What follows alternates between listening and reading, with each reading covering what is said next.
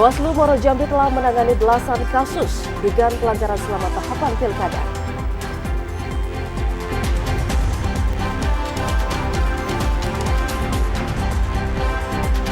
Kecamatan Sumai dan Tengah Ilir Kabupaten Tebo masuk dalam kategori rawan tinggi pelanggaran pilkada.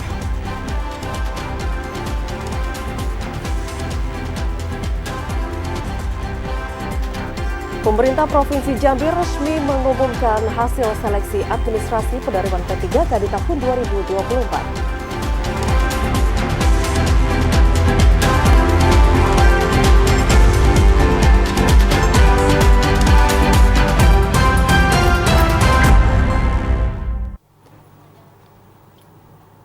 Selamat sore pemirsa, hari ini Senin 4 November 2024, Jambi hari ini hadir kembali menyapa Anda dengan beragam informasi aktual dari Provinsi Jambi. Selain 3 berita utama tadi, tim redaksi kami juga telah menyiapkan sejumlah informasi menarik lainnya untuk Anda. Bersama saya Ahmad Solihin. Dan saya Vidya Francisca, inilah Jambi hari ini selengkapnya. Saudara, selama tahapan Pilkada 2024, Bawaslu Muaro Jambi telah menangani belasan kasus dugaan pelanggaran, baik itu pelanggaran ketidaknetralan Kades hingga tim pemenangan paslon. 23 hari jelang pemungutan suara pemilihan kepala daerah, bupati dan wakil bupati pada Pilkada serentak 2024. Ada 11 kasus dugaan pelanggaran pilkada yang ditangani Bawaslu Muaro Jambi. Data tersebut berasal dari 6 temuan, 1 laporan dan ada 4 kasus dari informasi awal. Pimpinan Bawaslu Muaro Jambi Divisi Penanganan Pelanggaran dan Penyelesaian Sengketa, Elvi Frasatia mengatakan, dari belasan kasus tersebut, 7 diantaranya telah rampung, yakni 6 kasus dinyatakan tidak pelanggaran dan hanya 1 kasus yang dinyatakan pelanggaran. Kasus ketidaknetralan oknum Kades tersebut telah disampaikan Bawaslu kepada pemerintah Kabupaten Muaro Jambi agar dapat ditindaklanjuti. Sementara 4 kasus lainnya masih ditelusuri oleh Bawaslu, baik itu dugaan pemasangan APK di tempat terlarang dan pemberian hadiah lebih dari Rp1 juta. Dilakukan oleh kawan-kawan Panwascam. Jadi harapannya nanti kita lihat setelah penelusuran mereka akan memplenokan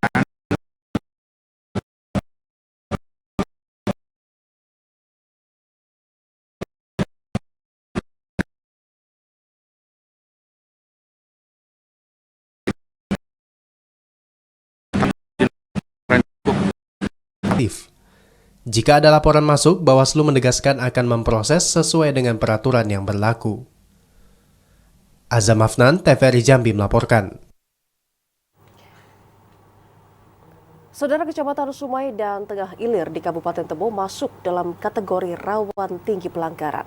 Untuk itu, Bawaslu saat ini mulai memperketat pengawasan dan juga pencegahan terhadap potensi pelanggaran pilkada di wilayah tersebut. Dari 12 kecamatan di Kabupaten Tebo, 2 diantaranya masuk dalam kategori rawan tinggi pelaksanaan pilkada serentak tahun 2024. 2 kecamatan itu yakni Kecamatan Sumai dan Tengah Ilir. 2 kecamatan itu menjadi perhatian Bawaslu Kabupaten Tebo untuk meningkatkan pengawasan dan pencegahan potensi pelanggaran di wilayah tersebut. Anggota Bawaslu Kabupaten Tebo, Robinas mengatakan, penetapan daerah rawan ini berdasarkan hasil mitigasi yang dilakukan Bawaslu dan evaluasi pelaksanaan pemilu pada 14 Februari lalu. Untuk mengurangi potensi pelanggaran pilkada, Bawaslu Kabupaten Tebo juga akan tetap melakukan pengawasan ke setiap kecamatan. Ini juga dasarnya dari pemilu yang sudah kita lakukan yang lalu, dari beberapa mitigasi Bawaslu yang lakukan, kondisi rawan, semua kecamatan itu rawan. Cuman ada klasifikasi, ada yang rendah dan ada yang rawan tinggi. Robinas minta petugas KPPS bersikap tegas saat bertugas di lapangan. Sesuai dengan aturan PKPU, masyarakat yang tidak membawa KTP elektronik tidak diperbolehkan memilih dan mencoblos surat suara pasangan calon kepala daerah. Joko, TVRI Jambi melaporkan. Sementara Bawaslu Kabupaten Merangin melakukan pengawasan melekat dalam mengantisipasi potensi kerawanan proses pengepakan dan pelipatan surat suara Pilkada 2024. Bawaslu Kabupaten Merangin melakukan pengawasan melekat proses pengepakan atau packing dan pelipatan surat suara Pilkada serentak tahun 2024. Logistik yang disortir yakni surat suara gubernur dan wakil gubernur, Bupati dan Wakil Bupati yang berlangsung di gudang logistik KPU Merangin di Jalan Waskita Karya Pasar Atas Bangko. Anggota Bawaslu Merangin Divisi Sumber Daya Manusia Organisasi dan Diklat Zamharil mengatakan, pengawasan ini bertujuan untuk memastikan seluruh proses sortir dan pelipatan surat suara berjalan lancar, aman, dan sesuai prosedur yang ditetapkan.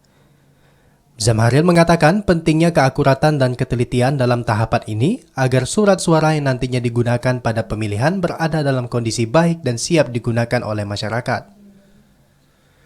Dalam proses sortir dan pelipatan ini, Bawaslu Merangin menempatkan 2 petugas di gudang logistik untuk memastikan seluruh surat suara memenuhi standar kualitas sebelum didistribusikan ke setiap kecamatan. Kehadiran Bawaslu di lokasi juga menjadi bentuk transparansi kepada masyarakat bahwa penyelenggaraan pilkada dilakukan secara terbuka dan akuntabel.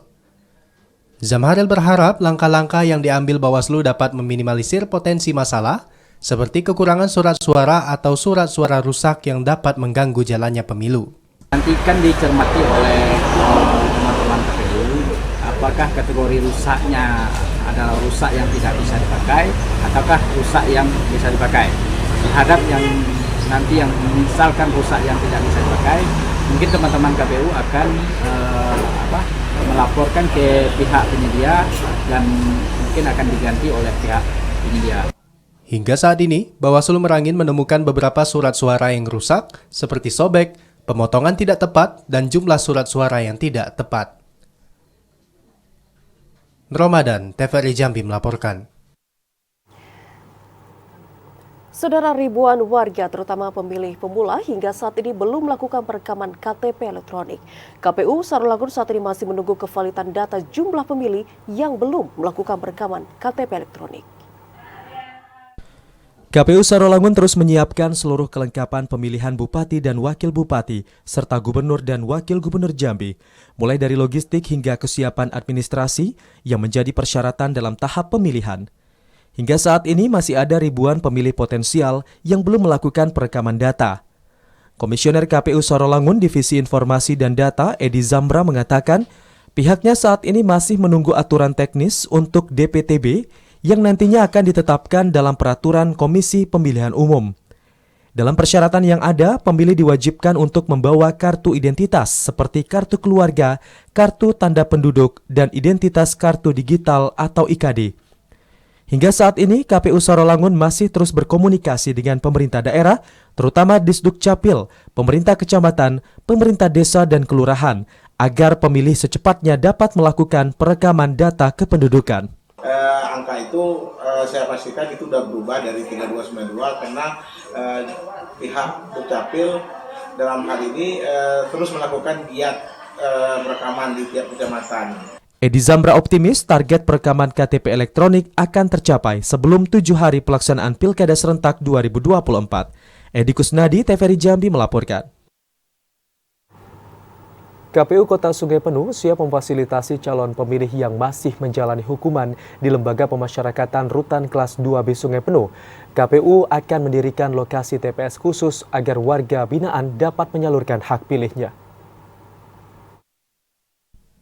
KPU Kota Sungai Penuh akan memfasilitasi warga binaan di rumah tahanan kelas 2B Sungai Penuh untuk menyalurkan hak suaranya pada 27 November mendatang.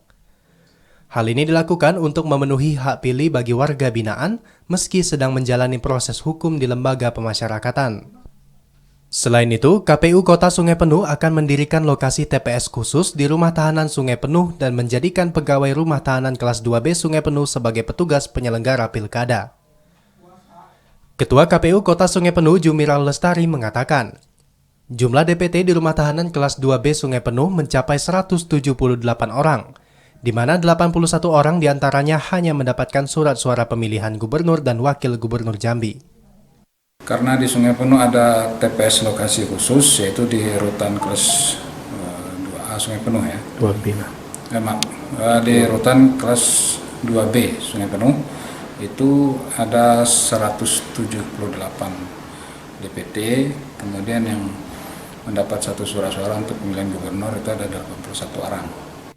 Jumiral Lestari berharap pemungutan suara di lokasi TPS khusus berjalan aman dan lancar, agar masyarakat dapat menggunakan hak pilihnya meski berada di lembaga pemasyarakatan. Fahlan, TVRI Jambi melaporkan. Sekitar sorotan lainnya, saudara, seorang aparatur sipil negara di Kabupaten Tanjung Jabung Timur dilaporkan karena diduga terlibat masuk dalam SK tim pemenangan salah satu pasangan calon.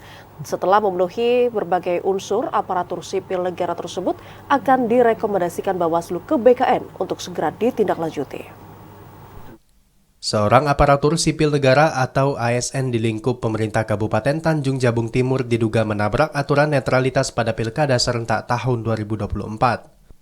Saat ini, perkara ASN berinisial RAG telah direkomendasikan Bawaslu Tanjabtim ke Badan Kepegawaian Negara atau BKN.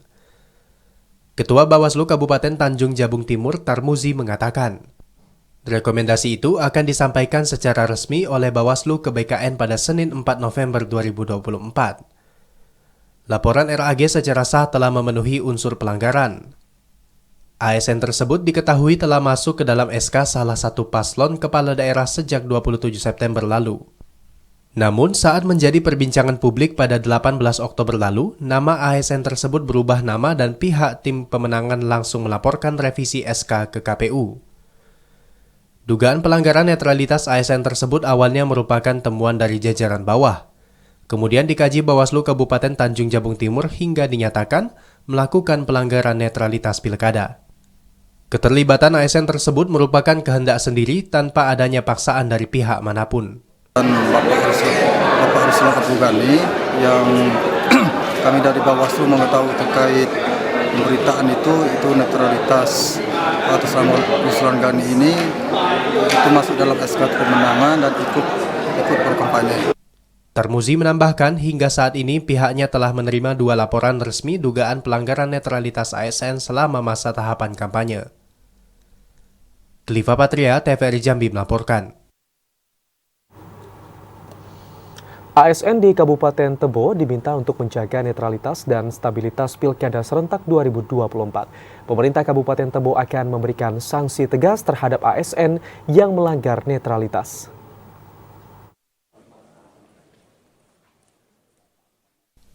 Jelang pemungutan suara Pilkada serentak 2024, pemerintah Kabupaten Tebo ingatkan aparatur sipil negara agar tidak terlibat langsung dalam pelaksanaan Pilkada ataupun memihak ke salah satu pasangan calon. PJ Bupati Tebo, Varial Adiputra mengatakan, ASN harus menjaga netralitas dan stabilitas selama Pilkada serentak. Pihaknya akan memberikan sanksi tegas bagi ASN yang kedapatan melanggar netralitas. Sejauh ini ada beberapa ASN yang diproses dan dijatuhkan sanksi karena melanggar netralitas. Sanksi yang diberikan sesuai dengan peraturan perundang-undangan yang berlaku. Pemerintah Kabupaten Tebo juga akan melakukan pengawasan dan pemantauan yang bekerja sama dengan Badan Pengawas Pemilu dan KPU, sehingga pilkada dapat berjalan aman dan damai di Kabupaten Tebo. Kami berusaha keras untuk selalu mengingatkan kepada seluruh, apalagi sekarang ini ada semua nih, seluruh kepala dinas, lurah, camat, ada sekadar ya. Jadi untuk selalu menjaga netralitas karena ini sangat rawan sekali, apalagi sekarang ini dengan digitalisasi, dengan handphone ini gampang sekali kita mengakses dan gampang sekali sebentar saja apa yang kita lakukan itu bisa tersebar kemana-mana. Diharapkan ASN fokus pada peningkatan pelayanan dan pembangunan Kabupaten Tebo, sehingga mutu pelayanan ke masyarakat tetap terjaga dengan baik. Joko, TVRI Jambi melaporkan. Saudara, jadwal dan tahapan debat calon bupati dan wakil bupati Sarolangun nantinya akan diselenggarakan di tanggal 16 November 2024 mendatang. Informasi selengkapnya akan kami hadirkan usai pariwara berikut ini. Tetaplah bersama kami.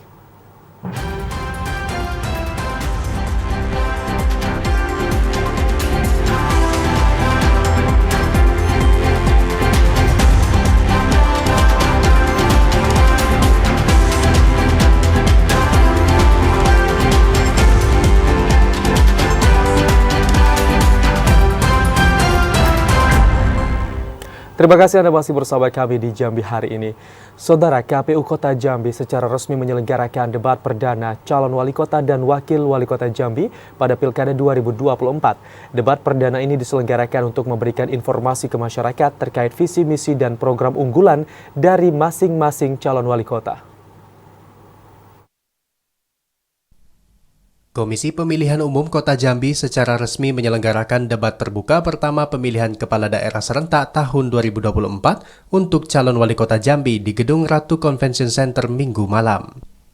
Pada debat pertama ini mengusung tema penyelesaian permasalahan keamanan, ketertiban umum dalam memberikan jaminan hukum dan peningkatan ekonomi Kota Jambi. Ketua KPU Kota Jambi, Denny Rahmat, mengatakan, debat yang diikuti oleh calon wali kota Jambi nomor urut 1 Maulana Diza dan calon wali kota nomor urut 2 Haji Abdul Rahman Guntur merupakan bagian dari kampanye dalam menyampaikan visi misi dan program unggulan ke masyarakat. Diharapkan dengan penyampaian visi misi dan program unggulan dari masing-masing calon wali kota ini menjadi referensi masyarakat Kota Jambi untuk menentukan pilihan pada 27 November mendatang. KPU Kota Jambi berharap melalui debat kandidat ini bisa menjadi ajang pertarungan ide dan gagasan serta solusi yang ditawarkan oleh masing-masing calon untuk pembangunan Kota Jambi tentunya. Dan masyarakat melalui debat ini menjadi kesempatan bagi mereka untuk melihat secara langsung bagaimana para calon pemimpin memaparkan ide, gagasan, dan solusi. KPU Kota Jambi menyelenggarakan 3 sesi debat calon wali kota Jambi. Pada debat perdana ini untuk calon wali kota, kemudian debat selanjutnya akan mempertemukan calon wakil wali kota Jambi. Sementara pada debat ketiga akan menampilkan pasangan calon wali kota Jambi dan wakil wali kota Jambi. Asar TVRI Jambi melaporkan. Sementara itu, saudara, pasangan calon wali kota Jambi dengan nomor urut 1 Maulana Diza mengusung visi mewujudkan kota perdagangan dan jasa yang bahagia. Dan melalui visi kali ini, pasangan calon wali kota dengan nomor urut 1 akan mengedepankan pembangunan kota Jambi dengan 5 misi dan juga 11 program unggulan.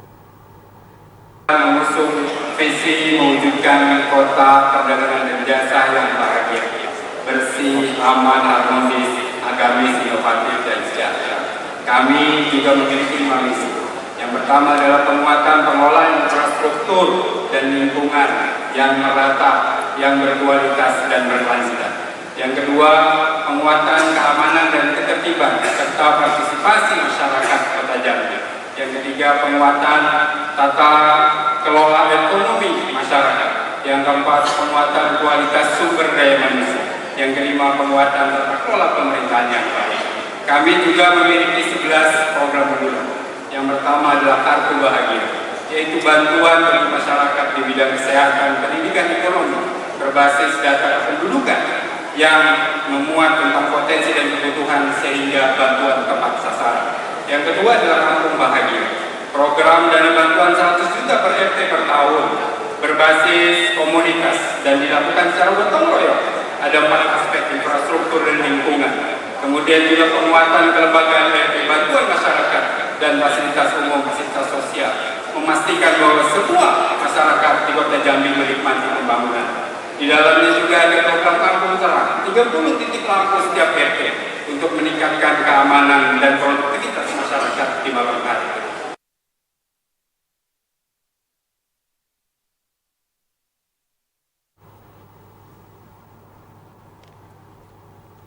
Sementara pasangan calon wali kota Jambi nomor urut 2 Abdul Rahman Guntur mengusung visi Jambi Maju dan Prima. Melalui visi ini, pasangan calon nomor urut 2 akan mengedepankan konsep berkelanjutan pembangunan yang telah baik dengan 6 program unggulan.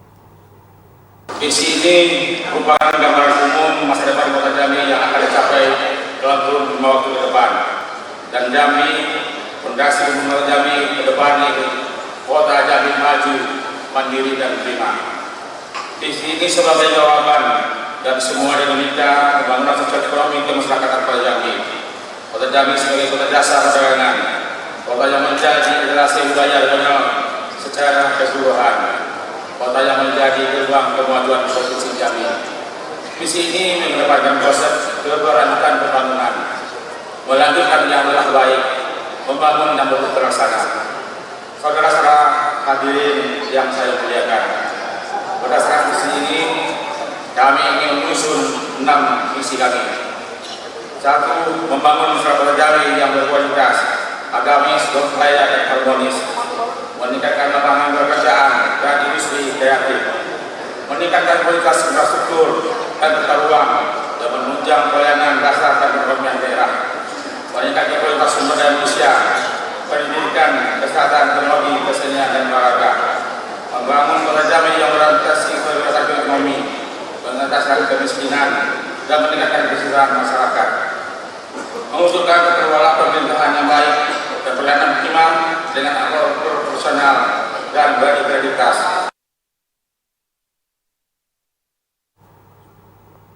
Kita ke sorotan lainnya, Saudara. Kedua pasangan calon pilkada Tanjung Jabung Timur saat ini sudah mengajukan jadwal kampanye akbar. Kampanye akbar kali ini diharapkan dapat berjalan aman, nyaman, dan juga damai tanpa adanya risuh. Masa kampanye tinggal 19 hari lagi. KPU Kabupaten Tanjung Jabung Timur telah menetapkan lokasi dan jadwal kampanye akbar pada Pilkada 2024.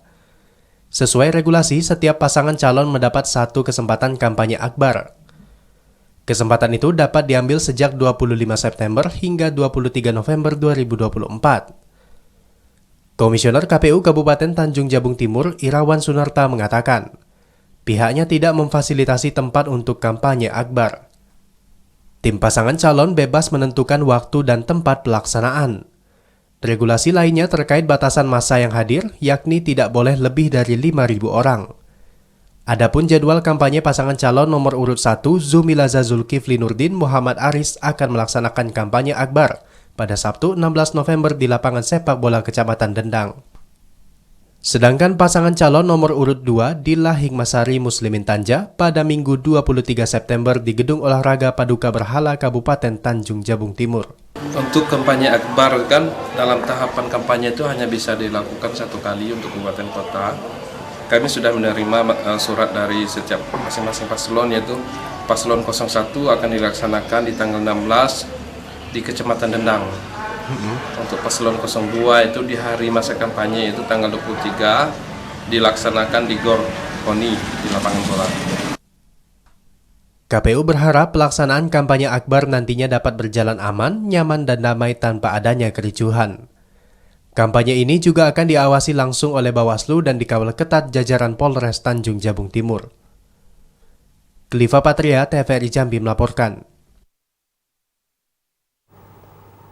KPU Kota Sungai Penuh menetapkan 4 lokasi kampanye rapat umum bagi pasangan calon wali kota dan wakil wali kota. Selain itu, KPU juga telah menerima usulan jadwal 4 paslon wali kota yang ingin melaksanakan kampanye akbar. Dan untuk mengetahui informasi selengkapnya, kami telah terhubung dengan kontributor TVRI Jambi Fahlan Diandra langsung dari Kota Sungai Penuh. Selamat sore Fahlan, di mana saja lokasi yang akan digunakan untuk kampanye akbar di sana? Ya baik, selamat sore Amsol dan juga pemirsa TVRI Jambi. Memasuki perayaan kampanye yang dilaksanakan bagi 5 paslon calon wali kota Sungai Penuh, KPU Kota Sungai Penuh telah memfasilitasi bagi paslon wali kota Sungai Penuh untuk melaksanakan kegiatan kampanye akbar atau rapat umum. Dalam pelaksanaan tersebut, KPU Kota Sungai Penuh telah menetapkan atau memfasilitasi sebanyak 4 lokasi bagi kelima paslon untuk melaksanakan kampanye akbar atau rapat umum.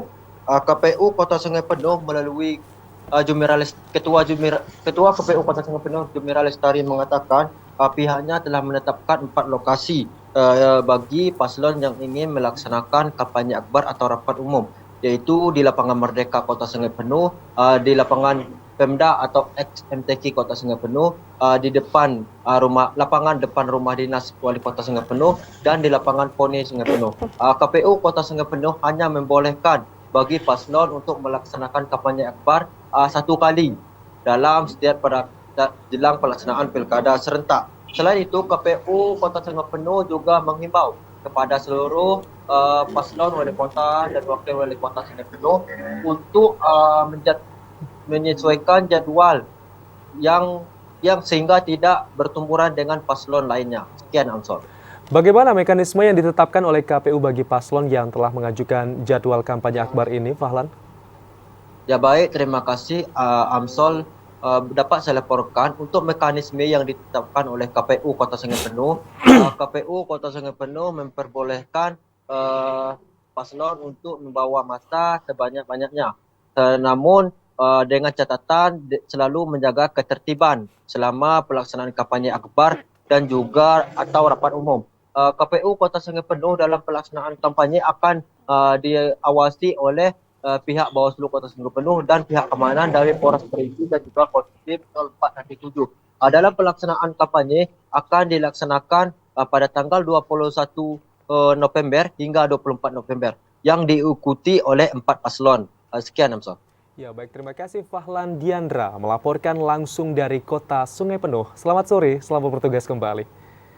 Kita beralih ke informasi selanjutnya. Jadwal dan tahapan debat calon bupati dan wakil bupati Sarolangun akan diselenggarakan pada 16 November mendatang pukul 20 waktu Indonesia Barat. Debat akan menghadirkan 5 panelis dari perguruan tinggi yang ada di Provinsi Jambi. Menjelang debat kandidat pasangan calon bupati dan wakil bupati Sarolangun, KPU Kabupaten Sarolangun memastikan tema debat difokuskan dalam Rencana Pembangunan Jangka Menengah Daerah (RPJMD).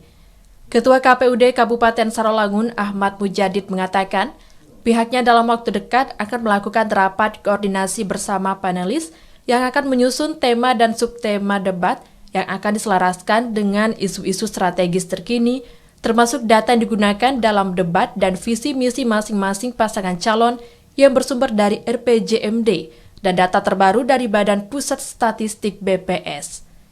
Debat publik pasangan calon ini merupakan salah satu metode kampanye yang difasilitasi penyelenggara pemilu dan debat pasangan calon bupati dan wakil bupati Sarolangun hanya 1 kali diselenggarakan. Tetap kita harus wajib melakukan dan mengaitkan RPJMD daerah kita. Nah ini belum kita sepakati karena kita belum ketemu dengan IO terkait host, selanjutnya dengan tim panelis. Karena ini kita waktu tetap 90 menit, kita ada 5 calon, berkemungkinan lebih daripada 5 sesi. Debat publik pasangan calon bupati dan wakil bupati Sarolangun yang akan diselenggarakan di ruang utama paripurna DPRD Sarolangun diikuti 5 pasangan calon, terdiri dari pasangan calon nomor urut 1 Muhammad Fauzi dan Sahara, pasangan calon nomor urut 2 Muhammad Madel dan Nur Muhammad Agus, pasangan calon nomor urut 3 Tontawi Jauhari dan Haris, pasangan calon nomor urut 4 Hilalatil Badri dan Aang Purnama, serta pasangan calon nomor urut 5 Hurmin dan Geri Trisitwika. Edi Kusnadi, TVRI Jambi melaporkan. Saudara, KPU Provinsi Jambi tengah mempersiapkan debat kedua untuk calon gubernur dan wakil gubernur Provinsi Jambi yang nantinya akan digelar di tanggal 10 November mendatang. Dan untuk bisa mengetahui informasi selengkapnya saat ini, saudara, kita sudah terhubung dengan kontributor TVRI Jambi, Yogi Ramadhani. Selamat sore, Yogi. Seperti apa dan berapa persen sudah persiapan untuk debat calon wakil gubernur Jambi tahun 2024 kali ini, Yogi? Baik, Siska. Dapat saya laporkan saat ini KPU Provinsi Jambi telah menetapkan dan memutuskan jadwal debat kedua pada pasangan calon gubernur dan wakil gubernur Provinsi Jambi. Yang mana penetapan jadwal ini berdasarkan keputusan KPU Provinsi Jambi nomor 99 tahun 2024 tentang penetapan tim panelis debat publik atau debat terbuka kedua calon wakil gubernur Provinsi Jambi. Pada debat ini, KPU Provinsi Jambi menjadwalkannya pada 10 November 2024 mendatang yang akan digelar di salah satu hotel di Kota Jambi. Untuk tema debat sendiri tentang tata kelola pemerintahan yang baik dan sosial budaya, yang mana tema ini diharapkan dapat menggali lebih dalam visi dan misi serta solusi yang ditawarkan para calon terkait pengelolaan pemerintah dan isu-isu sosial budaya di Provinsi Jambi. Demikian, Siska, kembali ke studio. Yogi, kalau untuk skema pengamanan sendiri, apakah ada perbedaan dari debat pertama kemarin?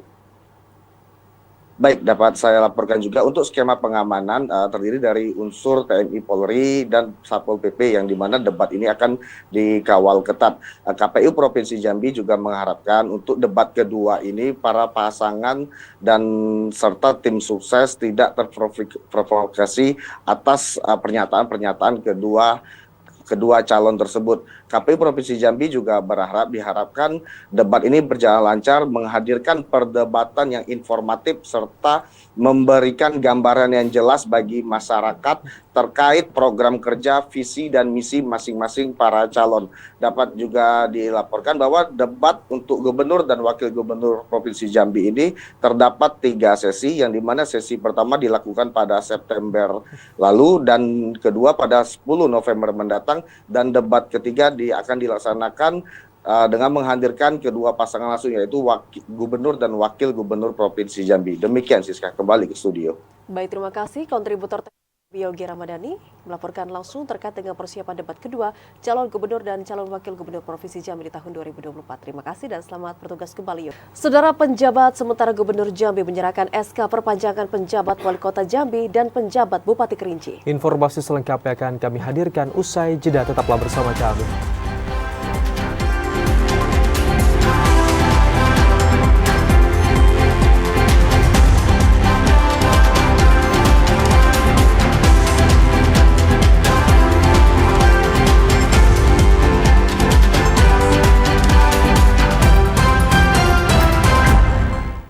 Anda kembali bersama kami di Jambi hari ini dalam segmen editorial.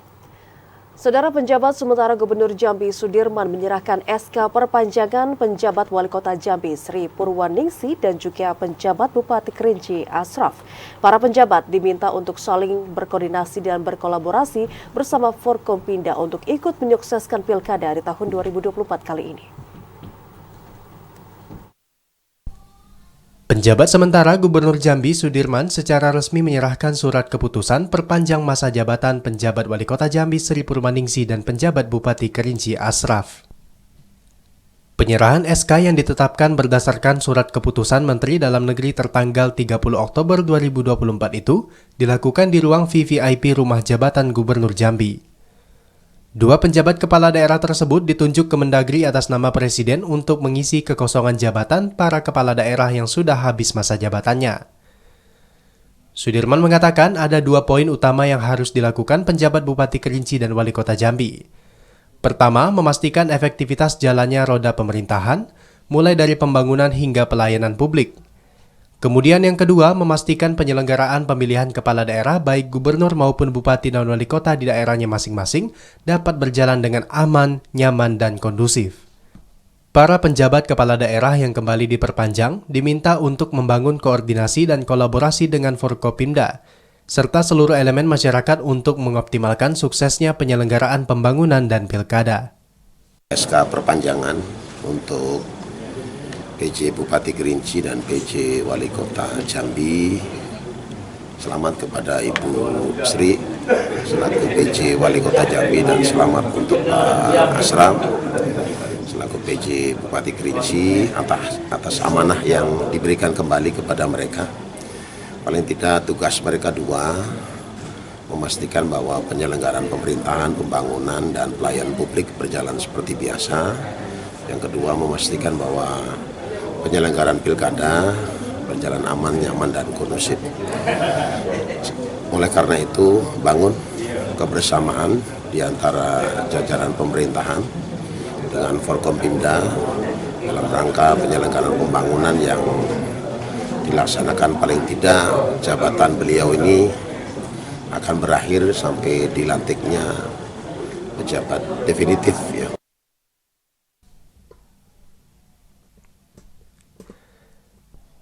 Berdasarkan aturan yang ditetapkan, perpanjangan masa jabatan penjabat Bupati Kerinci dan Wali Kota Jambi akan berakhir hingga dilantiknya kepala daerah definitif hasil Pilkada serentak tahun 2024.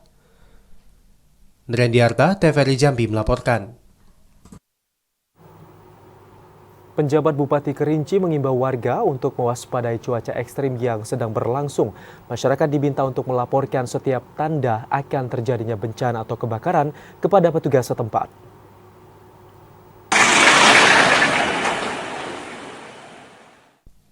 Penjabat Bupati Kerinci, Asraf, mengimbau warga untuk tetap mewaspadai dampak cuaca ekstrim yang melanda wilayah Kabupaten Kerinci.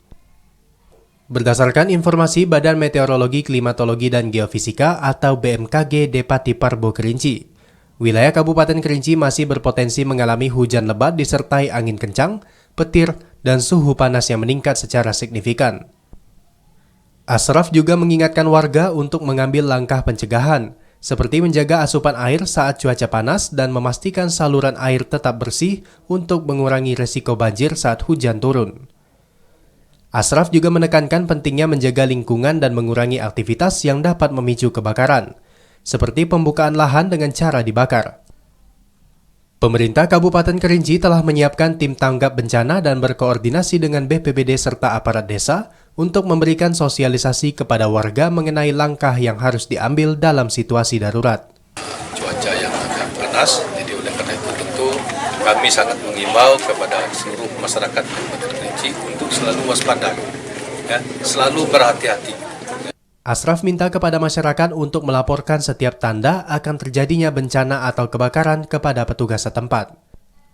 Adanya kesadaran bersama diharapkan dapat meminimalisir ancaman terhadap keselamatan dan kenyamanan seluruh warga di Kabupaten Kerinci. Ilwan, TVRI Jambi melaporkan. Saudara, pemerintah Provinsi Jambi saat ini masih menunggu regulasi terkait dengan program makan bergizi gratis. Informasi selengkapnya akan kami hadirkan usai jeda, tetaplah bersama kami.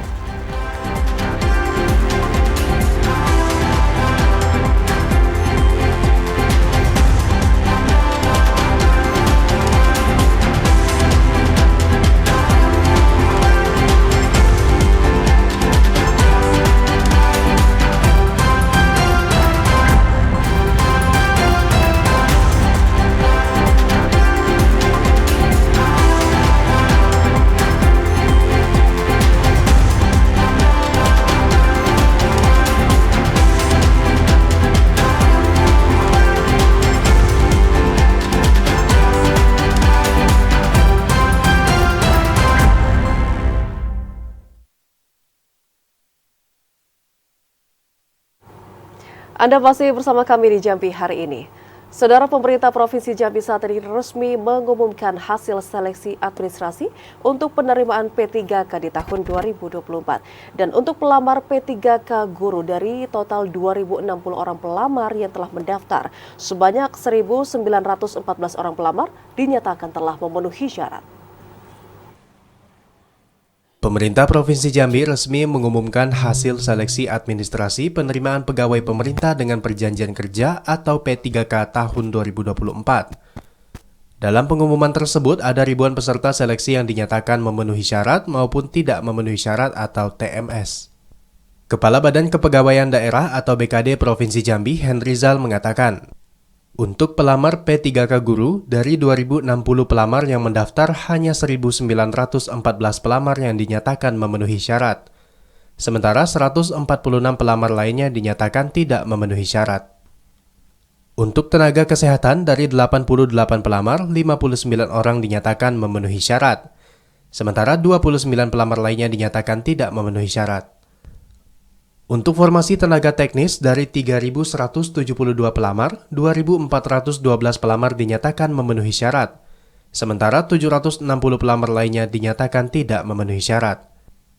Tidak lolosnya bahan pelamar pada seleksi administrasi P3K terjadi karena berbagai hal, mulai dari tidak melampirkan ijazah, tidak memasukkan portofolio, hingga penggunaan materai yang tidak sesuai aturan. Para peserta yang dinyatakan tidak memenuhi syarat diberikan waktu untuk melakukan sanggahan kepada Panitia Seleksi Daerah hingga hari ini 4 November 2024 melalui akun sistem seleksi CPNS nasional masing-masing pelamar. Itu dengan jumlah pelamar itu sebanyak 3.172 orang itu tenaga teknis, yang memenuhi syarat sebanyak 2.412 orang, yang tidak memenuhi syarat sebanyak 760 orang. Berdasarkan keputusan pemerintah pusat, pemerintah Provinsi Jambi membuka kuota penerimaan P3K tahun 2024 mencapai 1.536 formasi, dengan dominasi formasi guru. Merendiarta, TVRI Jambi melaporkan. Pemerintah Provinsi Jambi masih menunggu regulasi program makan bergizi gratis yang diusung Presiden Prabowo Subianto. Implementasi program makan bergizi gratis secara nasional diupayakan untuk meningkatkan kesehatan masyarakat dengan mencukupi gizi anak-anak. Pada awal tahun 2025, pemerintah Indonesia akan mulai merealisasikan program pemberian makan bergizi gratis atau MBG kepada masyarakat. Program ini merupakan inisiatif yang diusung oleh Presiden Prabowo Subianto. Implementasi program makan bergizi gratis secara nasional diupayakan untuk meningkatkan kesehatan masyarakat dengan mencukupi gizi anak-anak. Selain dapat mencegah gangguan pertumbuhan dan perkembangan pada anak, program ini juga diharapkan dapat berdampak pada peningkatan ekonomi daerah melalui pemberdayaan sektor UMKM. Program makan bergizi gratis merupakan program yang didesain untuk mewujudkan sumber daya manusia Indonesia yang bermutu dan berdaya saing dalam mendukung Indonesia Emas 2045. Program ini akan diberikan melalui pemberian makanan bergizi dan susu gratis di sekolah-sekolah dan pesantren, maupun bantuan gizi untuk anak balita dan ibu hamil atau menyusui. Namun demikian, penerapan program tersebut di wilayah Provinsi Jambi masih akan terlebih dahulu menunggu regulasi dari pemerintah pusat. Penjabat sementara Gubernur Jambi Sudirman mengatakan, regulasi yang dituangkan dalam petunjuk pelaksanaan dan petunjuk teknis penyelenggaraan program makan bergizi gratis menjadi bagian penting yang masih ditunggu oleh pemerintah daerah untuk melaksanakan program tersebut. Sudirman memastikan pemerintah Provinsi Jambi siap untuk merealisasikan program unggulan Presiden Prabowo Subianto ini dalam upaya mewujudkan sumber daya manusia yang berkualitas. Pemerintah Pak Prabowo dan Pak Gibran selaku Presiden dan Wakil Presiden ada pemberian makanan bergizi ya. Jadi kami akan ikut juga nanti menindaklanjuti. Namun demikian secara regulasi perlu diturunkan dalam bentuk petunjuk teknis ya. Jadi kami masih menunggu petunjuk teknis yang akan disiapkan oleh pemerintah pusat untuk menjadi bahan tindak lanjut di daerah keramat khusus di Provinsi Jambi. Artinya untuk saat ini belum bisa direalisasikan di Provinsi Jambi ini? Ya, kita juga masih belum dapat konfirmasi alokasi anggaran di Provinsi Jambi ini berapa ya untuk dana alokasi makanan bergizi di Provinsi Jambi. Jadi kita juga nanti berbiasa paketnya tuh paket alokasi anggaran termasuk juga petunjuk teknisnya gitu ya.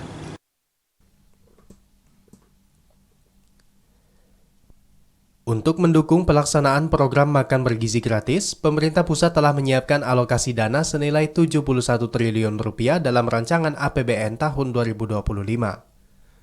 Nrendiarta, TVRI Jambi melaporkan.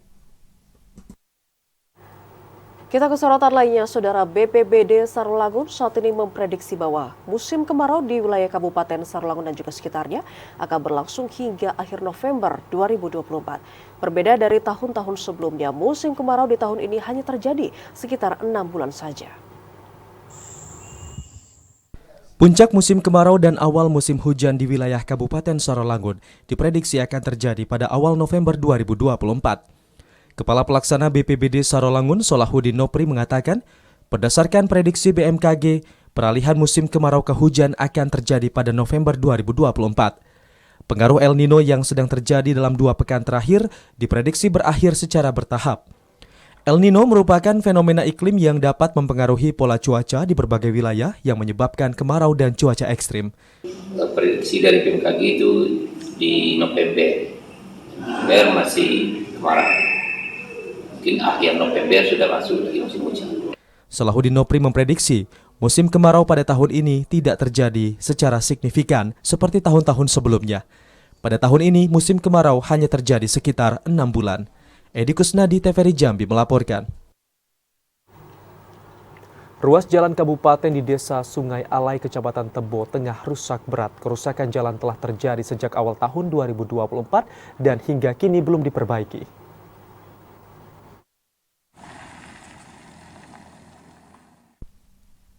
Masyarakat Desa Sungai Alai, Kecamatan Tebo Tengah, Kabupaten Tebo mengeluhkan kerusakan jalan di desanya. Ruas jalan kabupaten yang rusak sejak awal tahun 2024 ini hingga kini tak kunjung diperbaiki. Kerusakan jalan yang menghubungkan Desa Sungai Alai menuju Rimbo Bujang itu menghambat laju perekonomian masyarakat. Warga Desa Sungai Alai Mariana mengatakan, selain menghambat aktivitas masyarakat, kerusakan jalan tersebut juga kerap menyebabkan kecelakaan lalu lintas. Dalam 1 tahun inilah, yang kemarin awal tahun sampai ini. Ini belum dibaik-baikin Bu ya? Pernah dulu cuma ditempel gitu. Ditempel Mbak, Bu ya. Enggak di aspal keseluruhan Bu ya. Enggak, cuma ditempel pakai aspal gitu kan. Cuma yang lobang-lobang gitu aja. Meski sebelumnya telah pernah diperbaiki namun tak berlangsung lama. Mariana dan warga desa lainnya berharap agar pemerintah Kabupaten Tebo segera memperbaiki kerusakan jalan tersebut karena menjadi akses utama masyarakat. Joko TVRI Jambi melaporkan. Kita ke sorotan lainnya, Saudara, harga daging ayam potong dan juga ikan di Pasar Sengeti Kabupaten Muaro Jambi mengalami peningkatan dan tingginya harga saat ini dipengaruhi oleh ketersediaan yang berkurang dari para peternak. Harga daging ayam potong di Pasar Tradisional Sengeti Muaro Jambi kini dijual dengan harga Rp38.000 per kilogramnya. 2 pekan sebelumnya daging ayam potong dijual Rp30.000 per kilogram. Kenaikan harga daging dipicu dengan tingginya harga pakan dan minimnya ketersediaan barang dari peternak. Salah seorang pedagang, Sutarman, mengatakan, tingginya harga ayam membuat pendapatan pedagang menurun. Biasanya dalam 1 kilogram mendapatkan keuntungan Rp3.000 hingga Rp5.000, kini hanya Rp1.000. Selain daging ayam, harga ikan nila juga mengalami peningkatan dari semula Rp34.000 naik menjadi Rp38.000 per kilogramnya. Bertahan di 38 yang bersih. Sudah berapa lama, Bang? Sudah 2 mingguan nih. Nampaknya belum ada perkembangan turun. Kenapa, Bang? Tinggi harganya, Bang? Kayaknya stoknya kurang. Tinggi daya beli atau gimana? Merosot ya sekarang. Merosot ya? Berapa, Bang? Biasanya sehari bisa menghabiskan berapa, sekarang berapa? Sekarang sepikulan lah. Situasi harga kebutuhan pokok mengalami kenaikan signifikan dikeluhkan oleh para pedagang. Karena dagangannya banyak tidak laku karena harga yang jauh meningkat. Azam Afnan, TVRI Jambi melaporkan. Saudara, proses pembuatan tahu secara tradisional masih dipertahankan beberapa produsen tahu seperti di Bukit Baling, Muaro Jambi. Proses memasak kedelai masih menggunakan tungku kayu. Pembuatan tahu secara tradisional masih dipertahankan oleh produsen tahu di Desa Bukit Baling, Kecamatan Sekernan, Kabupaten Muaro Jambi. Proses pembuatan melalui perendaman kedelai pilihan ke dalam air, kemudian dicuci sampai bersih. Kedelai harus dicuci hingga bersih supaya tidak cepat asam.